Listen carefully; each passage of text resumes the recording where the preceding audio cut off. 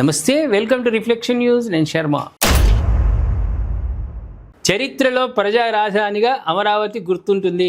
రామ్మోహన్ నాయుడు మంత్రి. ఈయన పార్లమెంట్లో రాజ్యసభలో మాట్లాడింది. ఇవాళ ఒక అదృష్టం ఏంటంటే, చంద్రబాబు నాయుడు చేసుకున్న అదృష్టం ఏంటంటే బీజేపీకి భారీ మెజార్టీ రాకపోవుడు, ఇక్కడ ఎక్కువ మెజార్టీతోటి ఎంపీలు ఉండు, రాష్ట్రం తన చేతిలోకి వచ్చేసింది. ముఖ్యమంత్రి, పార్లమెంట్ మెంబర్లు కూడా ఎక్కువగా గెలిచిండ్రు.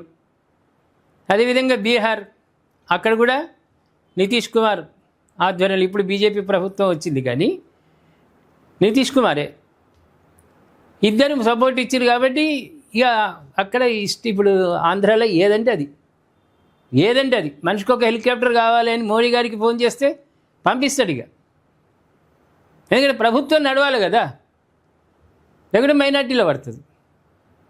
అందుకు వాళ్ళ అదృష్టం ఏంటంటే వాళ్ళకి అమరావతిని రాజధానిగా చట్టబద్ధం చేసిరు. ఏ ముఖ్యమంత్రి వచ్చినా కూడా దాన్ని ఏం చేయలేరు. ఇక తెలుగు ప్రజలందరికీ ఇవాళ చారిత్రాత్మకమైన రోజని కేంద్ర మంత్రి రామ్మోహన్ నాయుడు అన్నారు. చరిత్రలో ప్రజా రాజధానిగా అమరావతి గుర్తుంటుందని చెప్పారు. రాజ్యసభలో అమరావతికి చట్టబద్ధత బిల్లును కేంద్ర హోంశాఖ సహాయ మంత్రి నిత్యానందన్ రాయ్ ప్రవేశపెట్టారు. అనంతరం చర్చకు చైర్మన్ సిపి రాధాకృష్ణన్ అనుమతించారు. ఈ సందర్భంగా రామ్మోహన్ నాయుడు మాట్లాడారు. అమరావతికి చట్టబద్ధత బిల్లు ప్రవేశపెట్టడాన్ని తెలుగు ప్రజలంతా గర్వంగా భావిస్తున్నారు. రాష్ట్ర విభజన సమయంలో ఏపీకి 16,000 కోట్ల రెవెన్యూ లోటు ఉంది. 5 కోట్ల మంది ఏపీ ప్రజలు సీఎం చంద్రబాబు వైపు ఆశగా ఎదురు చూశారు. తెలుగు ప్రజలకు ఆయన ఎన్నో ఆకాంక్షలు, విజన్ కల్పించారు. సంక్షోభాలను అవకాశాలుగా మలుచుకొని ముందుకెళ్ళారు చంద్రబాబు. ఆయనకున్నటువంటి తత్వం ఇది. ఎక్కడ సంక్షోభం, ఎప్పుడు సంక్షోభం ఏర్పడ్డా దాన్ని తన మేధస్సుతో ఉపయోగించి సంక్షోభాన్ని నివారింపజేసేటువంటి పార్టీలు వచ్చినా సరే, ఎండ్లు వచ్చినా సరే ఆయన. రాజధాని అమరావతి కోసం ఉద్యమించిన రైతులను తీవ్రంగా హింసించారు వైసీపీ ప్రభుత్వం వచ్చినప్పుడు. మహిళలకు సాష్టాంగ నమస్కారం చేస్తున్నారు. 2014లోనే అసెంబ్లీలో అమరావతిపై ఏకగ్రీవ తీర్మానం జరిగింది. చరిత్రలో ఏ రాజధాని చూసినా నదీ తీర ప్రాంతాల్లోనే వెలిసెల్లాయి. కృష్ణా నదీ తీరంలో అమరావతి నిర్మించాలని ప్రభుత్వం నిర్ణయించింది.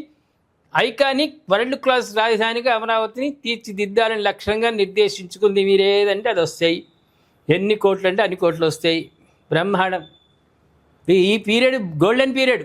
ఆంధ్రప్రదేశ్కు ఈ పీరియడ్ గోల్డెన్ పీరియడ్.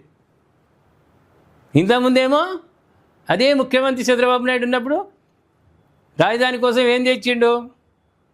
బూడిద తెచ్చిండు, నీళ్లు తెచ్చిండు అని అప్పుడు వ్యంగ్యంగా ఉండే. ఇప్పుడు కావాలి మీ సపోర్ట్, టీడీపీ వాళ్ళ సపోర్టు బీజేపీకి అవసరం. కాబట్టి మీరు ఏది అడిగినా ఇవ్వడానికి వాళ్ళు సిద్ధం. అదే అందుకే మీకు గోల్డెన్ పీరియడ్ ఇది. టీడీపీ వాళ్ళకు, ఆంధ్రప్రదేశ్కు గోల్డెన్ పీరియడ్. రాజధాని మనకు స్థిరంగా ఉంది తెలంగాణకు, కానీ అక్కడ వైసీపీ వచ్చినాక 3 రాజధానులు అన్నాడు. అది 3 రాజధానులు కానే కాలేదు.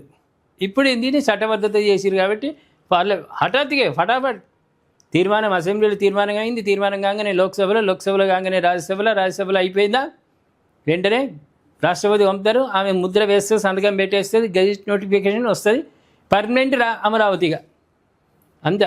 అందుకే అదృష్టం కలిసి వస్తే అన్ని గిట్లే ఉంటాయి. ఇక్కడేమో కాంగ్రెస్ వాళ్ళు, బీజేపీ వాళ్ళు ఏమి ఇస్తున్నారో, ఏం చేస్తున్నారో రేవంత్ రెడ్డికి తెలవాలి, బీజేపీకి తెలవాలి. ఇక్కడ ఏం సాగదు, ఏం అడిగినా సాగదు.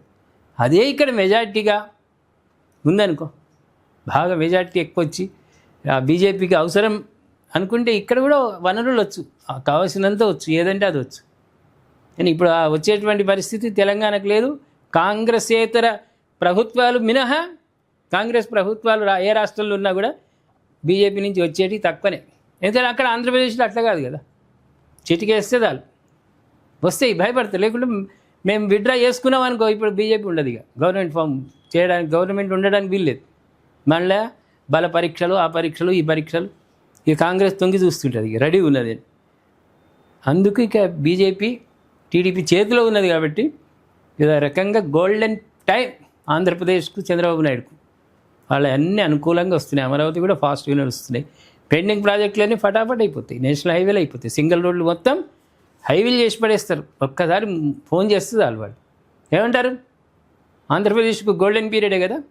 అమరావతి ఎన్నిక, వైజాగ్ అన్నీ సిద్ధంగా ఉన్నాయి, అన్నీ రెడీ ఉన్నటువంటి వైజాగ్ని విడిచిపెట్టి మళ్ళీ నూతనంగా మీరు లక్షలాది కోట్ల రూపాయలు ఖర్చు పెడుతున్నారని జగన్ అన్నాడు, నిన్న విమర్శించిండు. దాన్ని సమర్థిస్తారా? లేకుంటే నిజంగా అమరావతిని రాజధానిగా చేస్తున్నారు కాబట్టి ఇక్కడే డెవలప్ చేస్తే బాగుంటుంది అనే అభిప్రాయమా? దయచేసి కామెంట్ రూపంలో తెలియజేయండి. సబ్స్క్రైబ్ చేసుకోండి, షేర్ చేయండి.